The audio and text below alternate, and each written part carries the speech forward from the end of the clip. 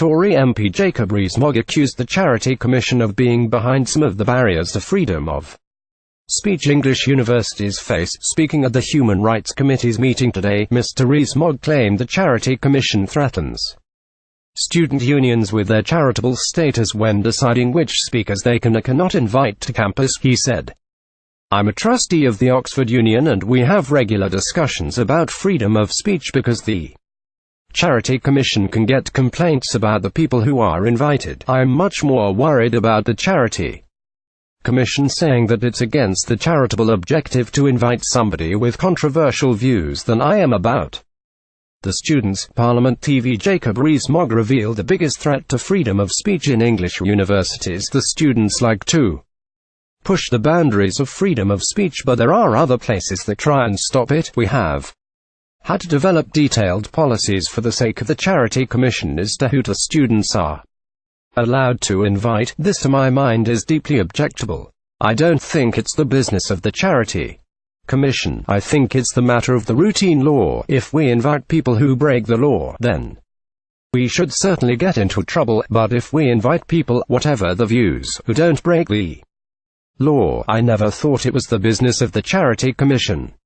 Students like to push the boundaries of freedom of speech, but there are other places that try and stop it. Jacob ReesMogg. But we are worried for our charitable status and we have to get along with the requirements they make. The Tory MP was giving evidence to the committee about a recent incident it was involved in at a university meeting. Mr. ReesMogg was invited to give a speech at a university in Bristol when he was confronted by masked protesters barging in the room to object to his right to speak. The incident sparked issues of freedom of speech in universities and was addressed by the Human Rights Committee in Parliament today, Friday, February 2nd, 2018. The moment Jacob ReesMogg is confronted by a masked man, a Charity Commission spokeswoman replied to Mr.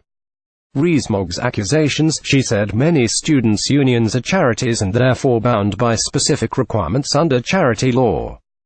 These legal requirements include duties to ensure that charities carry out their purposes and that they manage their resources responsibly so that charities continue to operate for the benefit of the public.